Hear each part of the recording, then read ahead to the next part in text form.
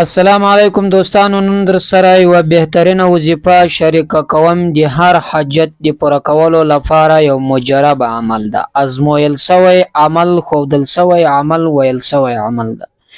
نو لہذا دوستانو، که ستاسو په زندگی کې یو ناممکن حاجت وي او تاسو یې پوره کول غواړئ، نو هغه به ان شاء الله د دې وظیفې په برکت سره پوره کړل شي. او ستاسو په زندگی کې هر قسم ته پریشانی وي، مشکل کار وي، مصیبت وي، د هغه د دفع کولو لپاره، د هغه د مخنیوي لپاره نهایت مجرب عمل ده، طاقتور عمل ده. دوستانو، دا وظیفه که هر چا هم وکړه، ان شاء الله په ژوند کې به بدلون راشي، په قسمت کې به بدلون راشي، په تقدیر کې به بدلون راشي. دا وظیفه په کولو سره به د انسان دنیا او آخرت ښایسته شي، دنیا او آخرت به روښانه شي. او د دې وظیفه په کولو سره د انسان هر دعا الله تعالی قبلوي. نو لہذا دوستانو، وظیفه د یو کوچنی درود شریف په ویلو سره د انسان دعا ډیره زر قبلیږي. د درود شریف په وظیفه په کولو سره د انسان حاجت ډیر زر پوره کیږي. او د درود شریف په ویلو سره انسان په آخرت کې د نبی علیه الصلاۃ والسلام د څنګ ملګری جوړیږي، د نبی علیه السلام شفاعت هغه انسان ته ورنصیب کیږي. نو لہذا دوستانو، د درود شریف یو کوچنی عمل در سره شریک کوم. ابو سفیان ثوری رضی الله عنه له سړي سره مخسو، هغه کس دا تور ډیر ویل، اللهم صل علی محمد وعلى آل محمد. دا ورته فرمایي سیدا توری تو ولي وایه، څه وجه د سیدا توری تو وایه؟ چې هر قدم اخلی ته د درود شریف وایه، چې پر هر قدم باندې زی ته د درود شریف وایه. دا وجه څه ده؟ هغه ورته وایي ته څوک یې؟ دی ورته وایي زه ابو سفیان یم. وای ابو سفیان یې؟ دی ورته وایي زه له تا څخه یو سوال کوم. ګوري خبره بل طرف ته ولاړه. زه له تا څخه یو سوال کوم چې ته الله پر څه باندې پیژنې؟ د ورته فرمایي چې زه الله پر دې باندې پیژنم چې د شپې وخت راشي شپه وګرځوي، چې د ورځې وخت راشي ورځ وګرځوي. یعنی الله داسې قادر ذات ده چې شپه ګرځولی شي، ورځ ګرځولی شي، کله چې توره تاریکه شي دا شپه جوړه کړي، کله چې لمر راوخیږي ورځ جوړه کړي. دا د الله تعالی قدرت ده. الله تعالی ما سوا بل څوک داسې کار نشي کولی.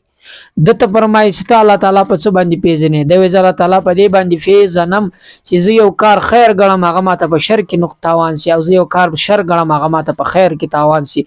یعنی زه له خپله حقیقته نه یم خبر. کله چې زه یو کار کوم او زه په خپل طبیعت باندې خیر بولم، خو هغه ماته په نقصان کې پریوزي. او زه یو کار کوم، هغه زه په خپل طبیعت باندې په خپل ذهن باندې په نقصان کې بولم، هغه ماته په خیر کې پریوزي. دا ټول د الله تعالی له طرفه دی. د هغه ذات کولی شي چې بل چا د وس کار نه ده. خو اخر کې بیا ابو سفیان ثوری هغه سوال جن وکړي چې ته ماته دا ووایه چې ته دا درود پر هر قدم باندې وایه ولې؟ دی ورته فرمایي چې زه په مکه مکرمه کې، په مدینه منوره کې حج په دوران کې، یعنی زه له ما سره خپله مور و والده شریفه، کله چې له ما سره خپله والده شریفه وه، هغه په دې دوران کې وفات شوه. نو چې وفات شوه مخ یې به انتها زیات تور شو، نس یې وفړسېدی.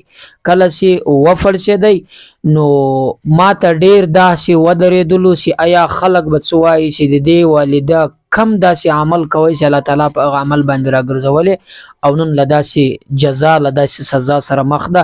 او زه به خلکو ته څه وایم چې هغه به ما ته وایي، بیا به خلک زما په مور پسې څنګه قسم ته خبرې کوي چې دې کم داسې عمل کړی و چې مخ یې دومره تور شو او نس یې دومره وپړسېدی. بس ما الله ته لاس پورته کوي، الله ته په دعا سوم، او دعا مې وکړه که ګورم د اسمان له طرفه یو سپینه وریځ راله، په دې وریځ کې راکته سو یو انسان په شکل یو سړی و. کله چې یو سړی و، د ما د مور پر مخ یې لاس ورتیر کوي، مخ یې تک سپین سو، او بیا پر نس باندې لاس ورتیر کوي، نس یې خالص و، بیرته پخواني حالت ته راورسېدله. ما پوښتنه جن وکړه چې ته څوک یې؟ دی راته فرمایي چې زه حضرت محمد مصطفی صلی الله علیه وسلم یم.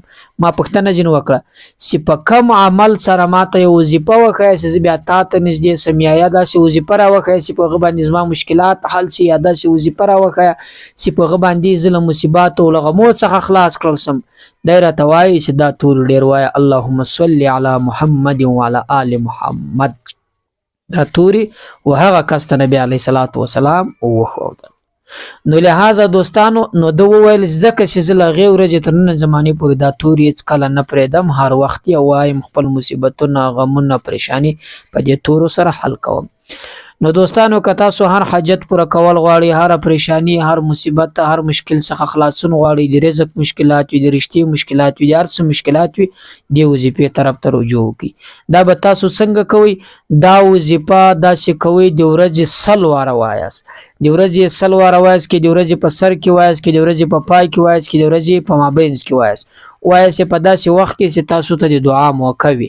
نو کله چې 100 واره ووایاست، له 100 واره بعد کولو نه، وظیفې نه کولو نه بعد تورې دا دي اللهم صل علی محمد وعلى آل محمد. بس 100 واره چې دی ووایئ، له هغه نه بعد دعا وکړه، الله ته خپل حاجت پیش کړه، الله ته خپل ضرورت، خپل مقصد او خپل مشکل دا ټول الله ته پیش کړه چې یا الله د دې درود شریف په برکت سره دفع کړي. الله تعالی به دفع کړي، حاجت په دې پوره شي، دعا به دې قبول شي. کې تر 100 واره زیات ویلی شي، په دې کې څه مشکل کار نشته، خو 100 واره ضرور وایاست، کم از کم تر 100 واره کې زیات ویلی شي هم ستاسو کار ده. نو دغه وظیفه و دوستانو چې ډېر مجرب عمل ده، زه خپل هم کوم، ما خپل ازمویلی، تاسو هم وازموئ. ان شاء الله په ژوند کې به د دې درود شریف په برکت سره په ژوند کې په خوند پوسي، د ژوندګي په خوند به پوسي، په ژوندګي کې به د بدلون الله راولي. نو لہذا دوستانو پر الله مسپارم، تر بلې وظیفې د خدای په امان له نور ملګرو سره شریک کړئ. پر الله مسپارم. السلام علیکم.